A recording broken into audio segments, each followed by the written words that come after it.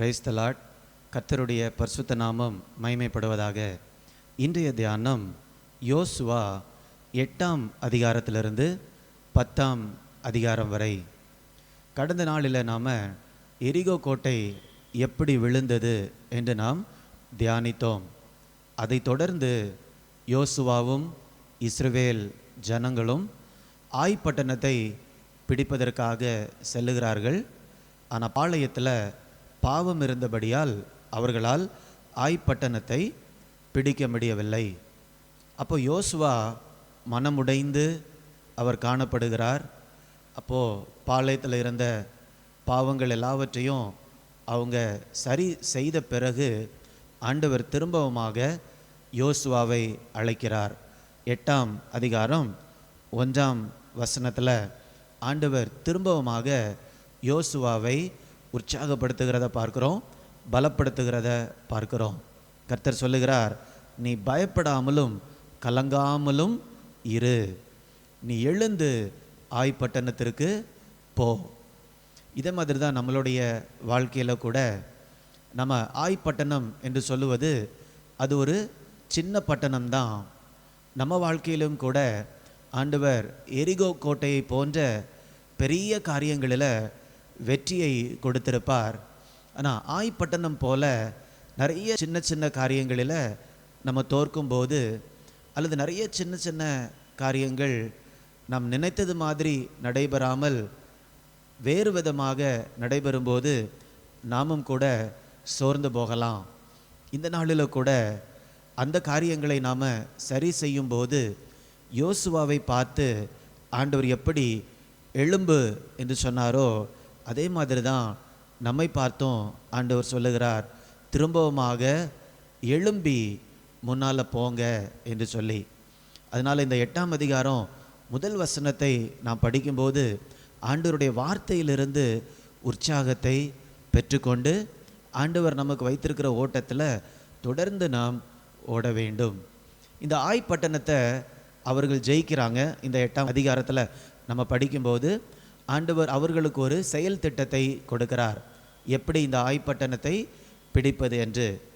ஆய் பட்டணத்தை பிடித்த உடனேயே திரும்பவுமாக யோசுவா என்ன செய்கிறார்னா, இந்த நியாயப்பிரமாண எழுத்துக்களை எல்லாம் ஜனங்களுக்கு அவர் வாசிக்கிறதை பார்க்கிறோம்.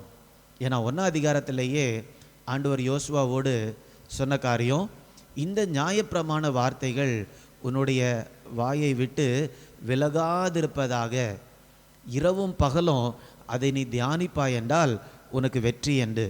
அதனால தான் இந்த எரிகோவை ஜெயித்தாச்சு, ஆய் பட்டணத்தை ஜெயித்தாச்சு, உடனடியாக திரும்பவுமாக அடுத்த பட்டணத்தை பிடிப்பதற்கு முன்பதாக யோசுவா நல்லா நேரம் எடுத்து ஆண்டவருடைய வார்த்தையை படிக்கிறத பார்க்கிறோம்.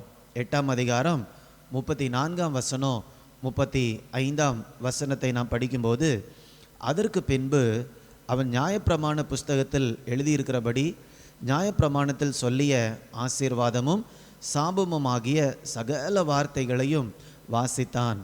மோசே கட்டளையிட்ட எல்லாவற்றிலும் யோசுவா இஸ்ரவேலின் முழு சபைக்கும் ஸ்திரீகளுக்கும் பிள்ளைகளுக்கும் அவர்களுக்குள் நடமாடி சஞ்சரித்த அந்நியர்களுக்கும் முன்பாக ஒரு வார்த்தையும் விடாமல் வாசித்தான். ஒரு வார்த்தையும் விடாமல் வாசித்தான். அப்போ இந்த நியாயப்பிரமாண வார்த்தைகளை குறித்த அறிவு எப்பொழுதுமே நமக்கு இருக்க வேண்டும். இன்றைக்கு நாம் இன்னொரு காரியத்தை குறித்து கூட நாம் பார்க்க போகிறோம். இந்த வேத அறிவு மாத்திரம் நமக்கு போதாது, அதோடு கூட வேத ஞானமும் நமக்கு வேண்டும். எப்படி வேத ஞானம் வேண்டும், எதற்கு வேண்டும் என்று நாம் அடுத்த அதிகாரத்தை வைத்து நாம் தியானிக்க போகிறோம். 9ஆம் அதிகாரத்துக்குள்ளாக நாம் வரும்போது அங்கே என்ன நடக்குதுன்னா, 3ஆம் வசனம், எரிகோவுக்கும் ஆய்க்கும் யோசுவா செய்ததை கிபியோனின் குடிகள் கேள்விப்பட்ட போது. இந்த கிபியோன் என்று சொல்லக்கூடிய பட்டணத்தில் வசிக்கக்கூடிய அந்த ஜனங்கள் கேள்விப்படுறாங்க, யோசுவாவும் இஸ்ரவேல் ஜனங்களும் எப்படி எரிகோ ஆய் இப்படிப்பட்ட பட்டணங்களெல்லாம் பிடித்து வர்றாங்க, இன்னும் கொஞ்ச நாட்களில் நம்மையும் பிடித்து விடுவார்கள் இதை அவர்கள் யோசித்த உடனே என்ன செஞ்சாங்கன்னா, ஒரு தந்திரமான ஒரு யோசனை பண்ணுறாங்க. என்ன யோசனை பண்ணுறாங்கன்னா, ஏதோ இவங்க ரொம்ப தூரத்தில் வசிக்கிறவர்கள் போலவும், அவர்கள் என்ன பண்ணுறாங்கன்னா, அவங்க ஒரு பயணப்பட்டு வந்து யோசுவாவை சந்தித்து பேசுகிறது போல இங்கே நம்ம வாசிக்க முடியும். அந்த வசனங்களை நான் வாசிக்கிறேன். 4ஆம் வசனத்திலிருந்து, ஒரு தந்திரமான யோசனை பண்ணி தங்களை ஸ்தானாதிபதிகளைப் போல் காண்பித்து பழைய இரட்டு பைகளையும் பீரலும் பொத்தலுமான பழைய திராட்சை ரச துருத்திகளையும் தங்கள் கழுதைகள் மேல் வைத்து, அவங்க பிஞ்சு போன பைகளெல்லாம் வைத்து என்ன பண்ணுறாங்க, கொண்டு வருகிறார்கள். 5ஆம் வசனம், பழுது பார்க்கப்பட்ட பழைய பாதரட்சைகளை, அவங்க போட்டிருக்கக்கூடிய பாதரட்சையெல்லாம் கிழிஞ்சு போன பழைய பாதரட்சைகள் தங்கள் கால்களில் போட்டு பழைய வஸ்திரங்களை உடுத்தி கொண்டாங்க. அவங்க போட்டிருக்கக்கூடிய வஸ்திரங்கள் எல்லாம் கிழிஞ்சு போன பழைய வஸ்திரங்களாக இருக்கிறது. வழிக்கு அவர்கள் கொண்டு போன அப்பமெல்லாம் உலர்ந்ததும் பூசணம் பூர்த்ததுமாய் இருந்தது.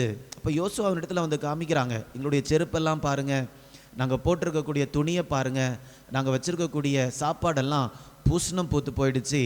ஏன்னா நாங்கள் தூர தேசத்திலிருந்து வந்திருக்கிறோம். எங்களோட கூட நீங்கள் என்ன பண்ணுங்கள், சமாதான உடன்படிக்கை பண்ணுங்க. ஒருவரோடு நம்ம சமாதான உடன்படிக்கை பண்ணும்போது அவர்களுக்கு விரோதமாக என்ன பண்ணக்கூடாது, யுத்தம் பண்ணக்கூடாது. அப்போ அவங்க எல்லாத்தையும் காமிக்கிறாங்க, நாங்கள் தூரத்திலிருந்து வந்திருக்கிறோம், எங்களோடு நீங்கள் சமாதான உடன்படிக்கை பண்ணுங்க. அப்போ 7ஆம் வசனம் என்ன சொல்லுதுன்னா, நாங்கள் உங்களோட என்ன பண்ணக்கூடாது, சமாதான உடன்படிக்கை பண்ணக்கூடாது. நீங்கள் பக்கத்தில் இருந்து வந்திருக்கிறீங்களா தூரத்தில் இருந்து வந்திருக்கிறீங்களாங்கிறது எங்களுக்கு தெரியாது. அப்போ யோசுவாவுக்கும் இஸ்ரவேல் ஜனங்களுக்கும் வசனம் தெரிந்திருந்தது. என்ன தெரிஞ்சிச்சுன்னா, பக்கத்தில் இருக்கக்கூடிய ஜனங்களோடு அவங்க என்ன பண்ணக்கூடாது, சமாதான உடன்படிக்கை பண்ணக்கூடாது. யாத்திராகமம் 23:32 வாசித்து பார்க்கும்போது, அந்த ஜனங்களோடு நீங்கள் சமாதான உடன்படிக்கை பண்ணாதிருங்கள்.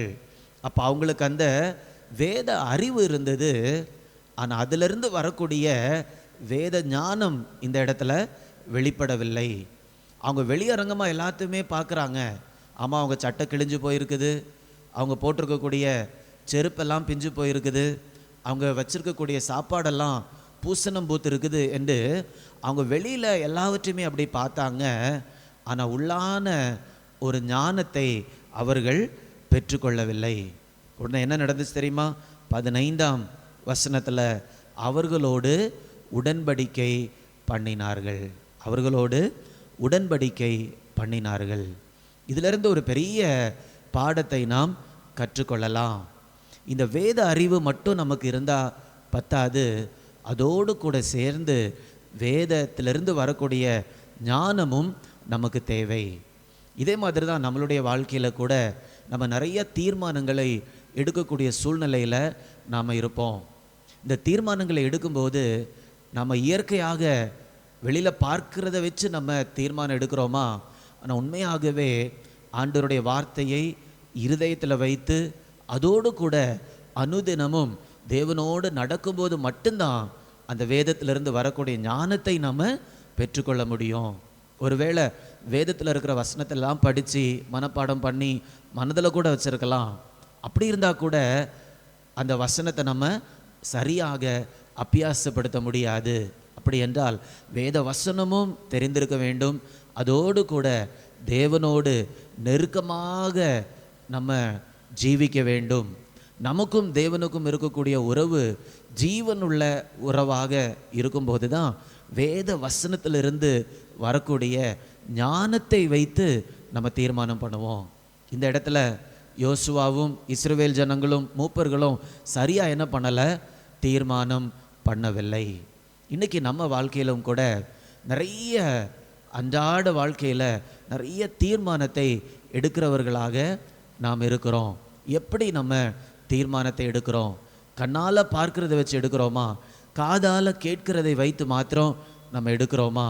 அல்லது ஒவ்வொரு சூழ்நிலையிலையும் ஆண்டவர்கிட்ட ஜெபம் பண்ணி, ஆண்டவரே இப்படி நான் பார்க்கிறேன், இப்படிப்பட்ட காரியங்களை நான் கேட்கிறேன், ஆனால் இதில் சரி என்று எது என்று எனக்கு தெரியலை, நீங்கள் எனக்கு கற்றுத்தாருங்க என்று சொல்லி ஆண்டவருடைய ஞானத்தோடு தீர்மானம் எடுக்கிறோமா?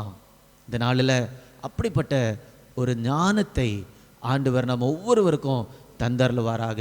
இப்படிப்பட்ட தேவ ஞானத்தோடு நம்ம வாழும்போது ஆண்டவருக்கு பிரியமான தீர்மானங்களை எடுத்து ஆண்டவரை நம்மால் மகிமைப்படுத்த முடியும். நம்ம ஜெபிக்கலாமா? அன்பின் பரலோக பிதாவே, இந்த நாளில் கூட எப்படியாக சரியான தீர்மானங்களை எங்களுடைய வாழ்க்கையில் எடுப்பதற்கு தேவனுடைய ஞானம் தேவை என்று நாங்கள் தியானித்தோம் தகப்பனே. இந்த நேரத்தில் இதை பார்த்து கொண்டிருக்கக்கூடிய ஒவ்வொருவருக்கும் தேவ ஞானத்தை ஆண்டவர் கொடுக்கும்படியாய் ஜெபிக்கிறேன். தங்களுடைய வாழ்க்கையில் உள்ள ஒவ்வொரு சூழ்நிலையிலையும் அவங்க உம்மை நோக்கி பார்த்து ஜெபித்து உம்முடைய ஆலோசனையோடு உம்முடைய ஞானத்தோடு தங்களுடைய வாழ்க்கையில் உள்ள ஒவ்வொரு தீர்மானங்களையும் எடுக்க ஆண்டவர் கிருபை தரும்படியாய் ஜெபிக்கிறேன். அப்படி ஆண்டவர் செய்தபடியால் உமக்கு நன்றி. மீட்பர் இயேசுவின் மூலம் கேட்கிறேன் நல்ல பிதாவே. ஆமேன், ஆமேன். God bless you. God bless you.